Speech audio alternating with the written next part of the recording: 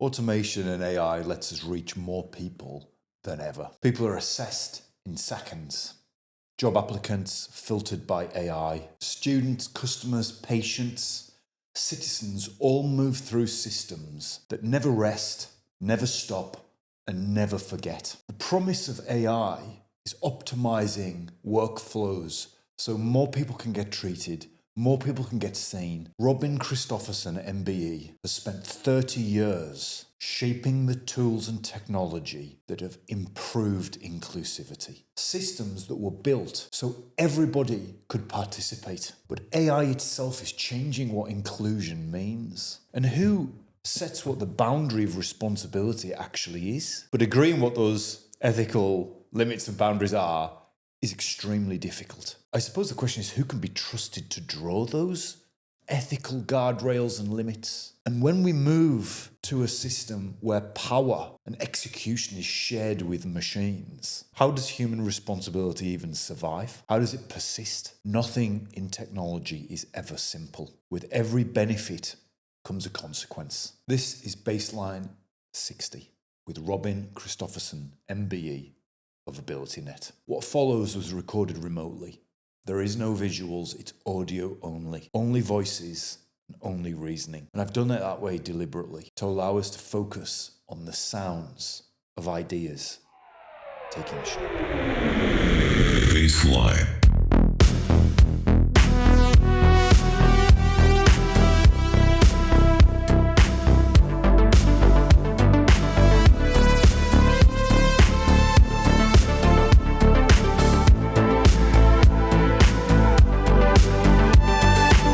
The baseline is designed to create an emotional response. I've seen things you won't believe. More human than human. Make you question everything.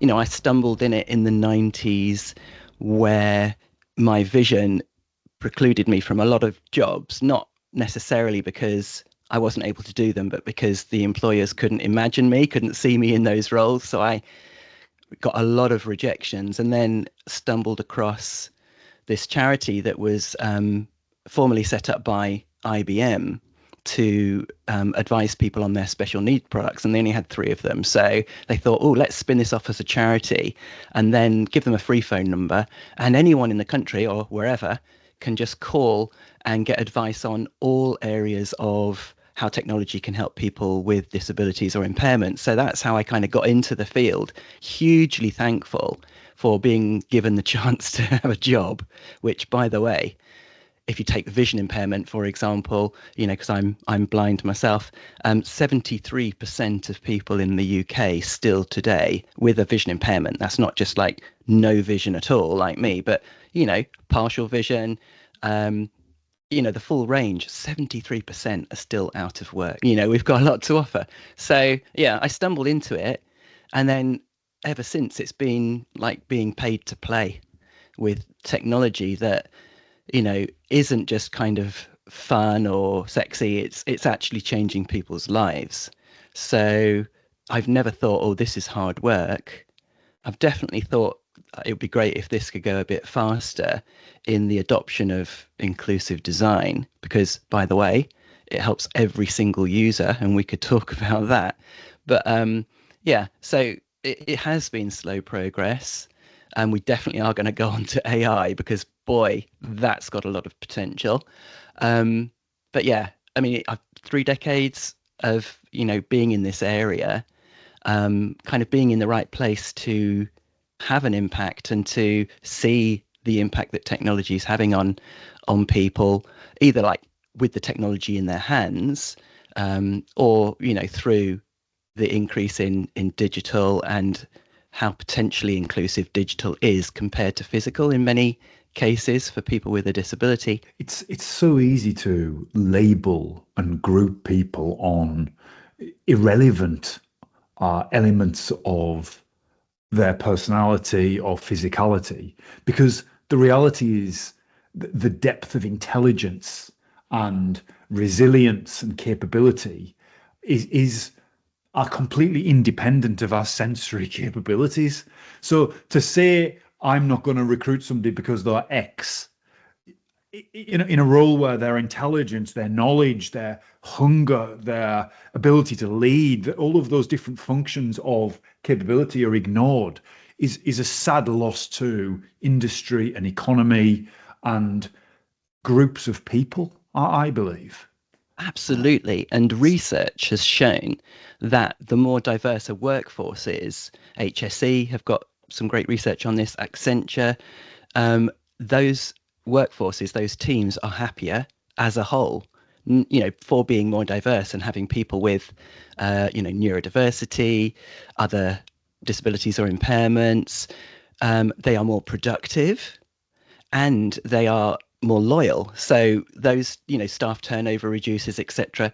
And that's across the board. You've got happier, healthier workforces that are more diverse and that are creating more inclusive products, because, if the teams are more diverse, then they're naturally going to be clued into what is, product and what isn't. And then obviously there are guidelines, technical guidelines that we could talk about to make sure that your products and services are more inclusive. And by the way, it's a legal requirement, etc., etc. But yeah, happier, healthier, diverse workforces is definitely where we're going. If you've got an ERG, employee resource group, or a special interest group within your company, and you're wondering, well, how can we make sure that our products are inclusive? Obviously, there's the technical guidelines, which I've just mentioned, but leverage those, reach out to them and say, can you help us in testing these products, in, brainstorming a new project that we've got, planned in the pipeline. Use them at all stages, and you're going to create better products. Absolutely.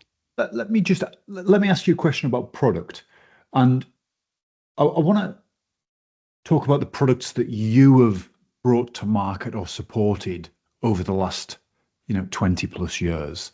Where do you see there have been product breakthroughs to improve inclusivity?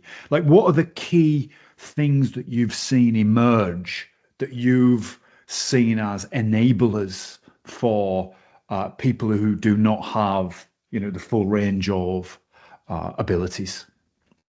So even when I started, there was machine learning of a fashion. There's optical character recognition for scanning text. There was voice recognition. In those days, Dragon Dictate, as it was called back then, was one word only. You couldn't talk naturally at that point. And by the way, all of these things, which are like super common now, were developed for disabled people. So you can thank them for, being able to talk to your devices and them understand, all of these things, them talking back to you as a blind person. Everything talks for me. And that speech synthesis, those synthetic text-to-speech engines, were all developed originally for disabled people. So, we're the kind of pioneers that are pushing the agenda. And obviously, like myself as a blind person, uses AI every day to understand and interpret the world and that sort of thing, as well as to do heavy lifting in my daily work tasks that kind of everybody else uses it for. But, we have special applications. So the camera on my phone, I probably use more than your listeners do every day, which, as a blind person might seem a bit odd. So, whereas 20, 30 years ago, all of these things were hugely expensive and they were add-ons. So you'd have to buy a screen reader to make your computer talk. You'd have to buy Dragon and stuff like that. So, mainstreaming of what was niche, I think, has been the main thing. And AbilityNet, that I work for, advises people on both specialist and getting the most out of your mainstream devices. And we've seen a definite shift towards, hey guys, did you know that, there's a heck of a lot you can do in the settings of your devices, rather than having to, consider specialist, see what you can do with your customizing your devices initially, and then see if we need to go specialized. So if, for example, you did a spider diagram of all of the settings app within your iPhone, say, the accessibility settings section is over 60% of all of the Wow. settings on your iPhone. So you would be ignoring that at your peril, really. Why accept a vanilla experience of any device, particularly when it's so powerful? So yeah, we would actually invite everybody, because we don't see like a them and us thing where, oh, those people have a recognized disability, and then there's everybody else. We're all actually, potentially with situational impairment, as we would call it. You're sliding up and down the scale of impairment, minute by minute. I believe we're actually at this profound phase where everybody is impaired if they're unaugmented. And what I mean by that is that specifically on generative AI, its ability to operate in a conversational way that's very accessible, not robotic. It has, the inflection of emotion within it. It understands how to use emotional connection to build trust and engagement. And what we're seeing is many roles now. People are leveraging products like Claude and Gemini and ChatGPT to support them in those roles. So what we've seen is the unimpaired norm, i.e. the most productive situation, is the augmented human. It's the human, you could argue when Google came, when smartphones, yes, we'll come to that. But Gen AI seems to have this human-like augmentation ability to, produce real-time cyborgs, essentially, where the human and the machine are so closely symbiotic intellectually. I think that everybody is facing this existential threat that if there's pressure, if they don't leverage AI somehow, they're not going to be relevant anymore. So there's this universal fear emerging. And I hear it all the time from the tech companies. It's like, oh, you're not going to be beaten by AI. Excuse me. You're not going to be beaten by AI. You're going to be beaten by your competition using AI, which I don't know whether I like that term really, but this idea that, you've spent decades building assistive technologies for people to have, a form of level playing field. Well, the playing field's now moved away from even the, completely able human, whether that's actually a thing or not. That's a whole, We're ethical different, debate. yeah. In terms of neurodiversity, physical diversity, all the different reasons. But there's a challenge now that the idea that just being human isn't enough. Yeah, I mean, you mentioned cyborg. I mean, we could talk about wearables and, really recent examples that have been earlier examples. And so, I'm sure you guys can think of those. But, Meta's display glasses that were announced a few weeks ago are going to have a heads-up display built into the lens. And, unlike, say, Google Glass, one of the predecessors, this is using waveguide technology. So it will actually embed it in the lens, but be completely invisible. It's like not up in one corner. And then you've obviously got the audio going into your ears and that sort of thing. I use AirPod Pros all the time, and the 3s have got this live listen, which can give you real-time translation from other languages. Live transcribe. So we're kind of like augmented humans in sort of physical everyday respect as well. We could talk about Neuralink. That's going to be getting more and more successful. But I think my point is that AbilityNet could be a service for every single person on the planet, with or without physical disability, because the reality is the norm is going to become so much more than what the biological form factor can deliver. Absolutely. And, just like we were talking about a moment ago, getting the most out of your devices, the call is literally to every listener on that front.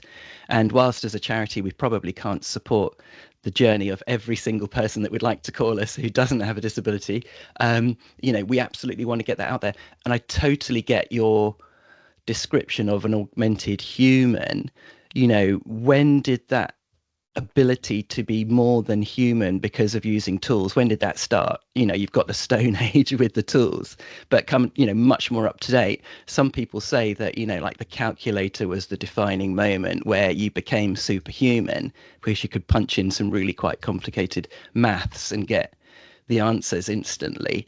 You know, there's lots of other instances where it, you know, is augmenting us and everyone's using it. And if you're not using it, then you're at a disadvantage. I would argue that AI is becoming a commodity and it's in everything. And, you know, at its kind of most useful, it pops up and says, you know, do you want me to rewrite this, or do you want me to summarize this, or, you know, do you want me to do that calculation for you? And it'll just be like plumbing. And so to what extent will, you know, people be able to ignore it even if they wanted to? So I think that it will be augmenting us left, right and center in everything that we do. In some cases, you know, we could talk about agentic AI even without our, you know, accepting a prompt or something, because we've, you know, told it in advance, these are the things we'd like you to manage in my life. And I think all of us are going to benefit from that. The disabled community in particular, I think, who may struggle with inaccessibility, with complex tasks, either because, you know, for me as a blind person, it is a bit slower for me to listen to things on a page, and my eye isn't just immediately drawn to where the UX person wants it to go.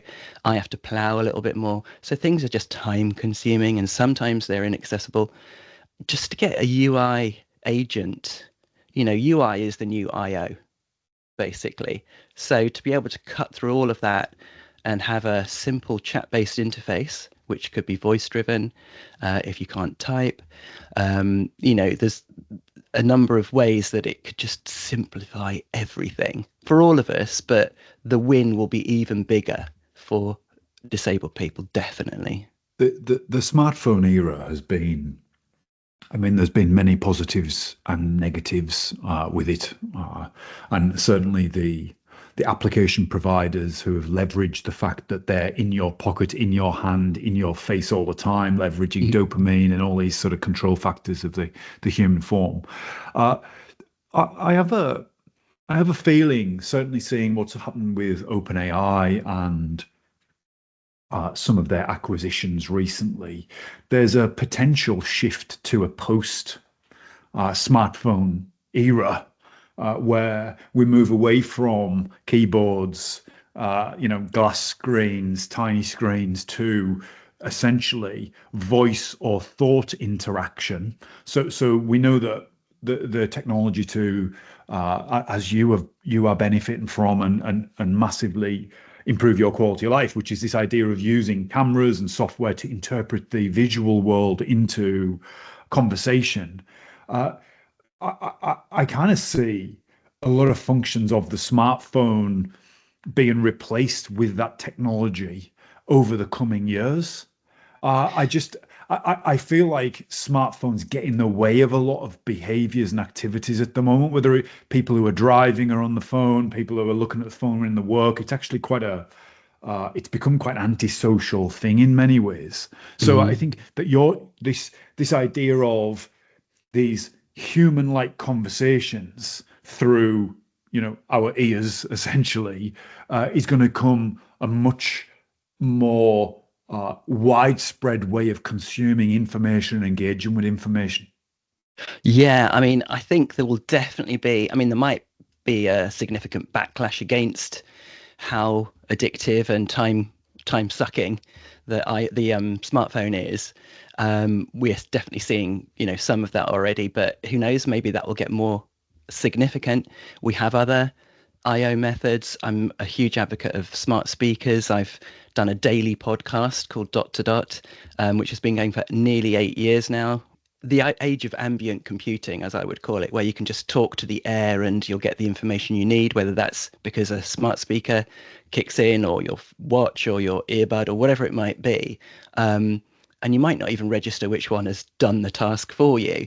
You're absolutely right, but I'm not convinced that it will replace a device like the smartphone, which has got so much traction. There have been news stories of people having very strong emotional attachments to their AI avatar. We could have a conversation, a very valid conversation, particularly around isolation. And a lot of disabled people are more isolated than others, kinds of physical mobility or social isolation. So, to have rich interactions like that are healthy, I think there's a lot to be said for that. And these AIs, given the right guardrails, the right grounding, and the right training, could actually do a really good job. So the NHS does use some AI therapists to deal with kind of the first line of people who are waiting to see a human therapist. They are literally using that today. And obviously there are loads of other AI therapists apps that you can get that may or may not be as kind of well grounded, safe and ethical. But the NHS has certainly signed off on AI therapists. And it's just an extension of, expert chatbots that have been used for decades or a long time, admittedly not with AI in this new LLM era. But certainly, it's a tried and tested way of providing frontline assistance there. But then there's also, from an ethical point of view, the energy. So Sam Altman, the CEO of OpenAI, actually said recently, don't say thank you to ChatGPT when, the kind of when you're bringing the conversation to an end, because that uses a heck of a lot of energy. But I still note that every single response with ChatGPT anyway comes back saying, would you like me to do it in this way for you next? Or is there anything else, that, perhaps I can reformat it in an Excel spreadsheet for you? So it's always offering another thing. So there's some definite ethics around kind of wanton use of it just for frivolous purposes. Do you think ethics and inclusion have become the same conversation now?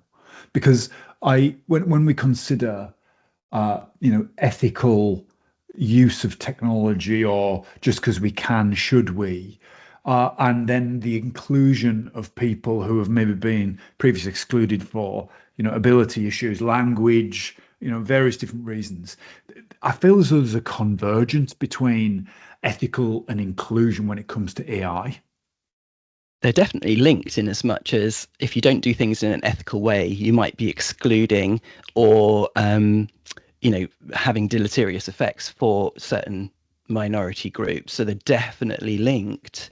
We could talk about the use of AI assessors for first line screening of recruitment in the recruitment process, particularly larger companies where you might get several hundred applicants for a given role. So rather than humans sifting, you get them all to have an interview with a robot assessor, and the ones that get the thumbs up or the kind of highest score from that then go on to being, carry on in the recruitment pipeline. And those LLMs, from research that organizations have done, are massively biased and prejudiced because they're trained on the internet, and we know what the internet's like, good and bad. So yeah, because they haven't kind of done the ethical and moral homework to make sure that these robot assessors are not going to be prejudiced, then you are going to be excluding, rather than including. So some examples, sorry. Yeah, there's a trend in the two things we've talked about there, where due to, let's say, workload and volume, whether it's mental health issues and therapy access, first line responders in hospitals, filtering the funnel of job applicants, what we seem to be suggesting is that we're seeing and observing the emergence of mechanized automation at that first frontline engagement, whether it's filtering people with mental health problems or doing a preliminary interview to work out whether they then come to the first line of human interview, and that to me suggests AI is being used as a optimization layer to essentially help more people with mental health, interview more people to get through the workload, which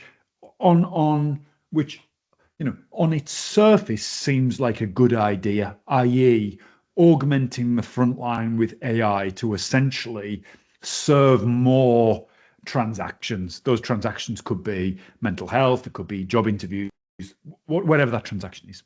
Yeah, absolutely. But I just one thing I would say, Robin, is by dehumanizing the front line, yes, you're doing more, but are you fundamentally losing something that is the essence of the front line, which is human empathy, the ability to talk and be human with another human and build that bond, have that chemistry.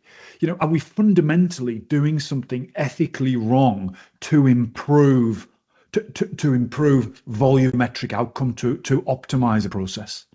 Hugely powerful in its potential, but hugely kind of divisive in its potential as well, like we were talking about. So on the kind of empathetic engagement with a human point of view, I think we're definitely, if we're not there already, we're going to get to the point where this engagement is of the highest quality. They're not going to go rogue. They're not going to start suddenly, saying far right, things a la certain ones that have, been almost programmed to be that way. Given the right LLM and the right guardrails, which hopefully these companies will do that due diligence, you could have super rich involvement. I mean, there are news stories about particularly wives with a husband and children in some cases actually having a relationship with an online AI, which is giving them something they're not getting in the marriage from an emotional point of view. So I think there's potential there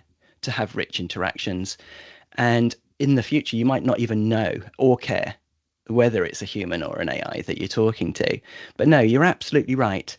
I think the key thing with the frontline experience is that you have the ability to talk to a human. So if you have a stammer and you are presented with the AI robot assessor who is screening you for the next stage of the recruitment process, and it cannot understand you, or it's not, it hasn't got the relevant voice models that will understand someone with a stammer, or from Glasgow, then you should be able to press a button to say, this isn't working for me. I want to reschedule with a human, please. And that should be respected. So having said that, when I if I need to call on the phone a company, I would rather not be put in a queue and speak to one of an infinite number of AIs that can, deal with my query, and then be put through to a human after that, or have the option of bailing if they don't understand my accent or whatever. So I think that there are times when I would prefer to start with an AI. We know volume is super challenging in the NHS, the mental health services in particular. But even when it comes to banking, customer service or something, I'd rather have a rich conversation with an AI and get to the point that I needed to get to in 5 minutes rather than 45 minutes on hold. I mean, bias can be trained out of AI. Do you think humans can be unbiased? I think we've all got biases and prejudices, but the way to do it is to test the heck out of your AI solution.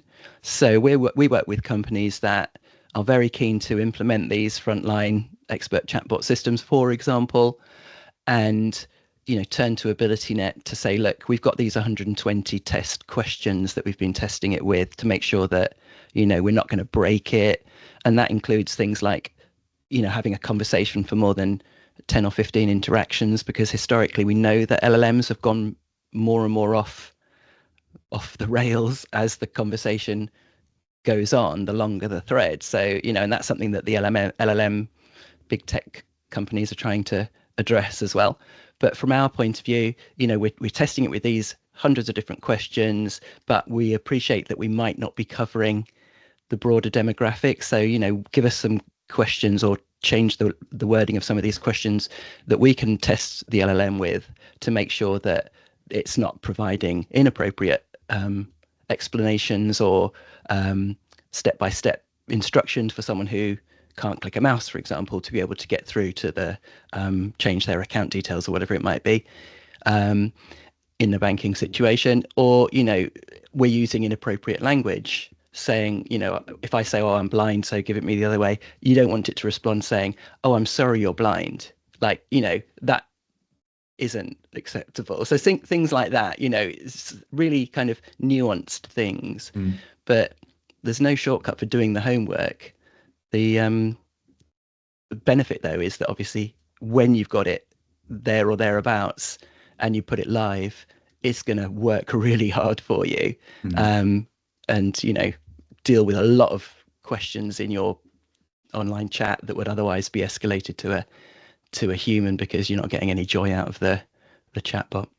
I mean, one of the, ethics is a huge conversation that will always be a big conversation on any technology or any technology advancement.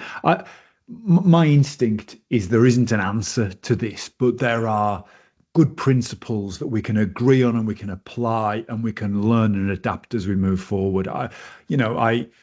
This is a very complex, sensitive subject. One of the areas which is an extremely difficult situation is that unconscious bias and bias in humans can come from various different sources. But when we look at AI, one of the elements of AI is dynamic reinforcement learning, where as it applies itself hundreds, thousands, billions of times, it finds patterns and it will use those patterns to adapt its own behavior. Because of the nature of humanity, if human-facing AIs do start to reinforcement learn because they see patterns, do you believe we should force those patterns out and reset them, or do you think we should allow those patterns to manifest within the system?